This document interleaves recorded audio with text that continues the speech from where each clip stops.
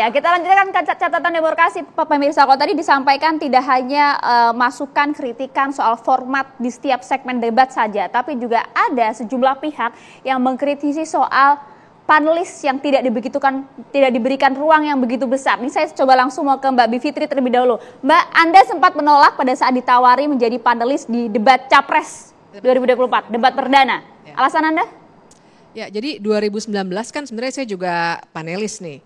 Dan jadi saya udah punya referensi bahwa peran panelis itu sebenarnya kalau disebut panelis tidak tepat. Nanti orang ekspektasinya ketinggian. Harusnya? Karena sebenarnya yang kami lakukan itu adalah membuat pertanyaan. Udah itu aja. Jadi kalau panelis kan pasti orang membayangkannya dengan bahkan dalam diskusi sehari-hari ya, nggak usah studi banding ke luar negeri pun, pasti membayangkan orang yang bisa benar-benar menanyakan langsung, mengejar jawaban, paling menilai atau paling tidak memberikan arahan ini jawabannya harus kemana. Itu tidak dilakukan sama sekali. Jadi panelis itu memang hanya pembuat pertanyaan, bahkan 2019 itu kami tidak pakai mengambilkan di fishbowl itu tidak ada. Kami benar-benar hanya duduk di hari H. Jadi dengan referensi itu, saya waktu ditawarkan melalui telepon, saya tanyakan apakah formatnya masih sama. Ketika dikatakan sama, saya bilang kalau begitu gantian saja. Karena toh semua panelis itu saya no offense pada mereka semua karena semuanya adalah para ahli. Justru itu saya merasa sayang sekali para ahli itu dinamakan panelis tapi sebenarnya hanya membuat pertanyaan sehingga ekspektasi pasti tinggi sekali. Nah menurut saya harusnya ada memang panel ahli seperti mereka itu yang bisa mengarahkan supaya pertanyaannya mendapatkan jawaban yang bagus secara substansi. Yang terjadi kemarin-kemarin kan pertanyaannya daftarnya diberikan kepada moderator, kemudian diundi ya pakai fishbowl itu loh. Jadi nggak semua pertanyaan sebenarnya akan terangkat. Itu juga terjadi waktu 2019. Nah jadi bahkan panelis, the so-called panelis itu juga tidak memberikan briefing kepada moderator. Jadi moderator itu memang tugasnya hanya membacakan yang terambil di fishbowl dan kemudian jadi timekeeper dan menyuruh para pengunjung diam. Tenang, harap tenang, kita semua mendengar waktu itu ya. Itu yang menurut saya membuat ini seperti acara cerdas cermat. Saya bisa memahami kritik dari timnya paslon 1 dan 3, sangat paham. Tapi menurut saya itulah soalnya kalau format debatnya seperti itu. Makanya saya berapa kali bilang bahwa memang dalam format debat seperti itu kita tidak akan bisa mengharapkan sesuatu yang substantif keluar dari debat. Dan selama ini kan memang seperti itu, Mbak. Ya, kita hanya bisa melihat kemampuan komunikasi dan juga emotional intelligence. Jadi termasuk etik dan lain sebagainya, itu aja. Itu display untuk hal-hal itu tapi bukan substansi. Kalau formatnya seperti itu. Jadi bahkan moderator kemarin kan juga kebingungan waktu Caimin bilang, wah saya tidak mengerti apa itu SGIE. Harusnya kan di situ moderator tolong jelaskan dulu karena ini bukan ajang untuk saling menjatuhkan menurut saya. Jadi hilang satu sesi gitu artinya ya? Jadi hilang satu sesi, rugi untuk salah satu cawapres begitu ya. Begitu juga dengan waktu Pak Mahfud itu ditanyakan hal serupa, tapi buat saya itulah persoalannya kalau kita menggunakan format seperti yang kemarin. Di banyak negara lain misalnya di Amerika Serikat itu ada komisi sendiri, namanya Commission on Presidential Debates. Dan kalaupun diundang oleh kampus-kampus, panelis itu memang bertanya. Kemudian kalau ada yang bertanya bukan menjebak, betul-betul bertanya secara substansi biar kita tahu isi kepala para capres ataupun cawapres. Kemudian kalau belum jelas dia akan menggali karena yang bikin pertanyaan lah yang sebenarnya tahu apa jawaban yang diinginkan, arahnya kemana untuk publik. Kan logikanya begitu ya, yang bikin pertanyaan yang tahu.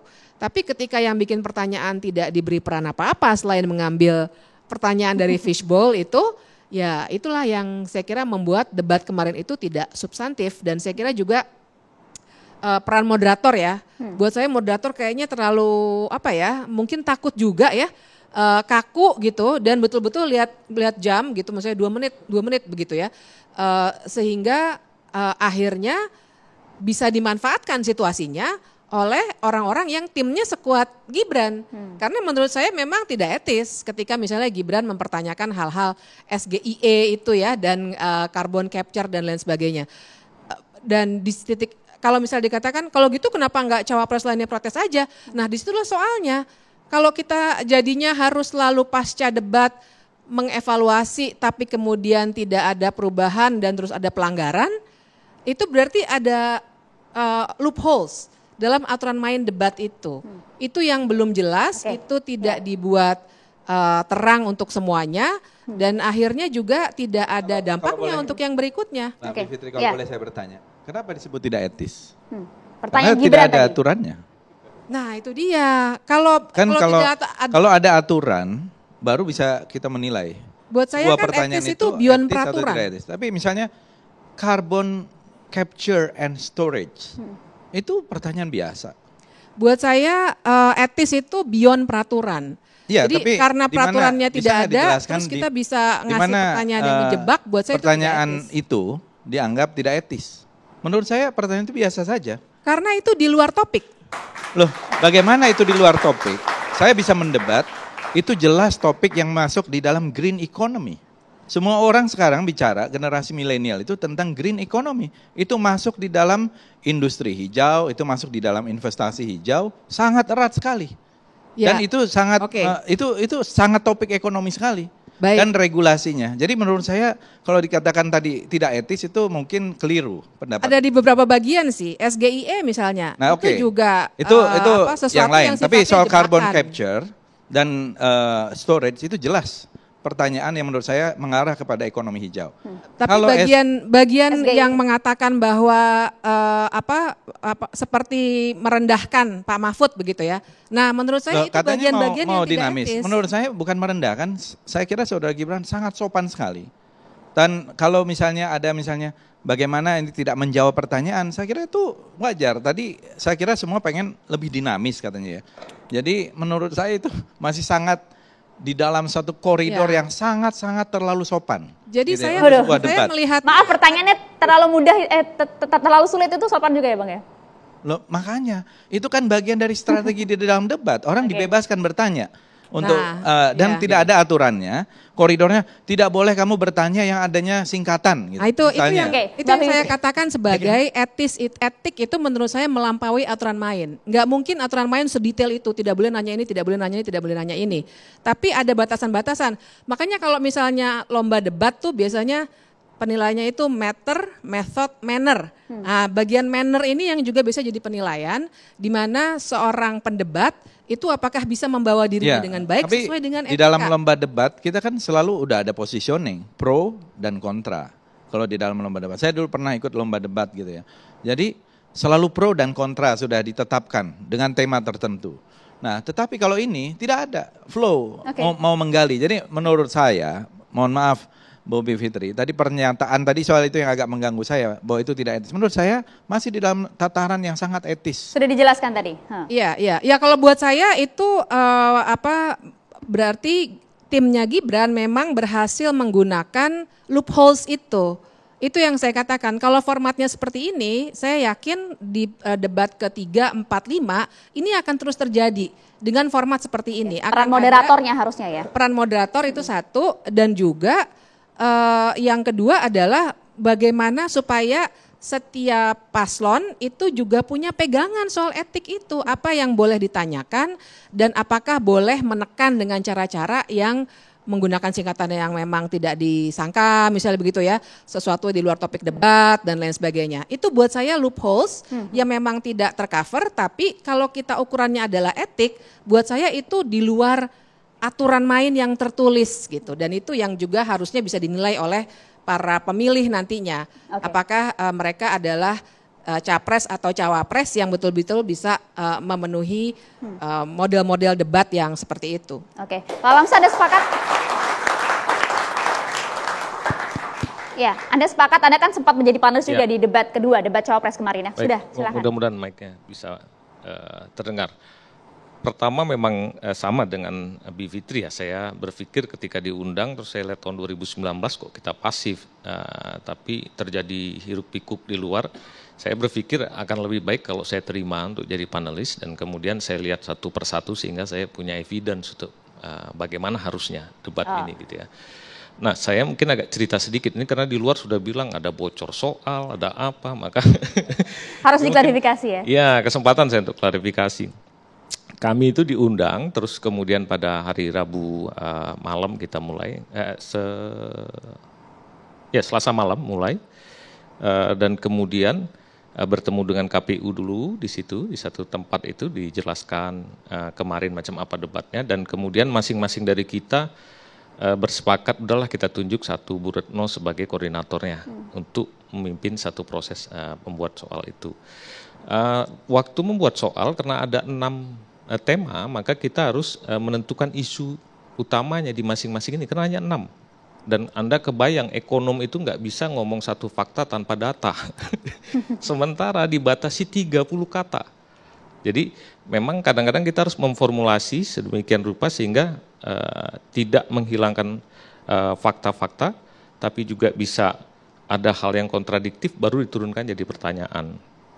Nah itu dilakukan juga dengan kesadaran di masing-masing teman-teman. Saya suka juga ya, baru ketemu sebentar tapi semua cair dan bisa saling mengingatkan, nanti kita harus kalibrasi loh pertanyaan ini apakah berpihak atau tidak gitu ya.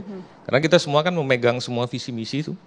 Karena semua harus juga related dengan itu. Enggak mungkin juga kita nanya sesuatu yang ujuk-ujuk tidak ada kaitan dengan visi misi. Nah kemudian setelah selesai berpikir juga ini kita nanti bisa dianggap dokumennya bocor dan lain sebagainya, maka kita sepakati tiap pembahasan materi HP dimatikan. Hari ini kita tahu kan, siapapun bisa melakukan leaking dengan cara macam-macam. Hari ini saya ngomong juga mungkin ada orang yang bisa mendengar gitu, kalau ini tidak dimatikan. Maka dimatikan kecuali pada saat istirahat. Saya pastikan kepada mereka yang selalu mengatakan bocor, sampai di tingkat itu tidak ada kebocoran. Pertanyaannya, apakah diserahkan ke KPU? Yes, diserahkan ke KPU, tapi di depan semua orang. Kapan? Pada saat debat mau dimulai. Dan itu disegel terlebih dahulu, gitu ya. Pertanyaan itu. Sehingga ketika dibuka disitulah pertama kali dibuka oleh moderator. Apakah hanya hitungan detik saya bisa dibocorkan kepada para pihak? Tidak mungkin. Jadi untuk teman-teman yang menanyakan tentang kebocoran, menurut saya sah aja untuk berilusi gitu ya. Tapi hari ini saya pastikan tidak mungkin bocor itu. Kedua, saya adalah bekas ketua Komisi Informasi Pusat. Kalau sampai terjadi leaking di situ, kredibilitas saya pertaruhkan. Jadi saya jamin kepada publik bahwa soal tersebut tidak bocor gitu ya. Itu satu proses di dalam pembuatan soal. Kami juga berdiskusi dengan moderator. Saya senang juga Alvito sempat berdiskusi juga dengan moderator ya? Karena kan harus menurunkan jadi 30 kata, hanya 20 detik harus disampaikan supaya esensi tidak hilang. Maka terjadi diskusi, kadang harus koreksi gitu ya beberapa. Itu terjadi sebelum kemudian soal-soal itu juga diketahui. Kami dan moderator menandatangani fakta integritas. Jadi nggak boleh keluar. Semua berkas begitu selesai langsung masuk ke mesin penghancur. Flash disk hanya satu yang dipegang oleh koordinator. Jadi nggak mungkin untuk bocor. Itu satu proses untuk tim panel dalam membuat soal. Gitu. Nah mungkin saya juga akan komentar sedikit. Setelah itu kan saya menyaksikan debatnya. Nah itu dia. Nah soal tidak diberi ruang, Anda sepakat tidak? Hanya membuat pertanyaan saja fungsi panelis ini. Ada macam-macam debat. Kita mau tiru Inggris, Amerika, Australia gitu. Tampaknya yang kita ambil ini ramuan ini kalau saya perhatikan. Bahkan saya baca dulu almarhum Ferry Mursi dan Badan bilang kita akan meniru US dalam debat ini gitu. Sehingga memang saya lihat ada kemiripan-kemiripan tapi tidak semua. Saya juga berpikir sebetulnya kita ini tradisi debat kita juga belum terlalu berkembang ya Fadli ya. Beberapa kawan-kawan sudah terbiasa. Tapi tidak semua orang terbiasa berdebat seperti American style begitu. Kedua di sana ekosistem debatnya sudah terjadi. Ada tahap debat tertentu di mana panelis boleh tanya, karena dia pakai panelis. Bahkan ada juri yang bisa menilai jawaban. Nah, di Indonesia dulu ada panelis, tapi kemudian ada hiruk pikuk yang menyatakan panelis berpihak. Sehingga oleh KPU kemudian dihilangkan kan ya. Untuk panelis itu, panelis diturunkan menjadi panelisnya KPU dalam membuat soal. Jadi bukan panelis debat. Emang ada kata-kata itu yang membuat masyarakat berpikir kalau namanya panelis debat harusnya dia tanya dong. Karena panelis itu memang harus bisa mengejar pertanyaan Dengan catatan bukan untuk mau cari salah atau benar. Kedua, bukan untuk mempermalukan. Dengan kata lain juga untuk menjadi panelis itu bukan sekedar secara akademik dia mumpuni, tapi dia memahami dan berpengalaman untuk mempraktikkan teknik dan etika debat. Nah, jadi saya melihat banyak pelajaran yang bisa dilakukan. Saya berharap saya dan teman-teman panelis dan mungkin nanti beberapa kami akan membuat catatan-catatan untuk KPU. Mudah-mudahan bisa dijadikan perbaikan untuk mekanisme debat ke depan yang bisa lebih cocok dengan culture kita, tapi tidak terlalu kaku seperti kemarin gitu ya. Mudah-mudahan juga moderator bisa menjadi wasit yang dikasih lebih fleksibel. Syukur-syukur ke depan itu kita confidence panelis itu bisa bertanya sehingga kita melahirkan satu debat yang juga menarik, bukan hanya sekedar menang kalah, itu wajar dalam debat itu ada nuansa menang kalah, tapi juga bisa melakukan pendidikan politik kepada masyarakat kita. Dan ingat, debat ini yang disasar bukan publik secara luas, tapi adalah undecided voter, sehingga sangat sensitif. Yang kedua, swing voter, sangat sensitif, ceruknya memang tipis, mereka yang bersaing di dalam rivalitas yang sangat tipis, debat ini menjadi sangat sensitif. Terima kasih. Oke, Mbak Bivitri. Oke, Mbak tadi sampaikan memang fungsi panelis KPU kok memang fungsinya untuk membuat pertanyaan saja gitu.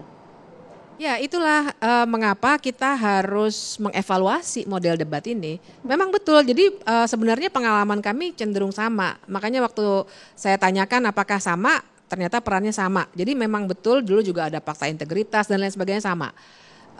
Justru itulah menurut saya kita harus evaluasi ke depannya.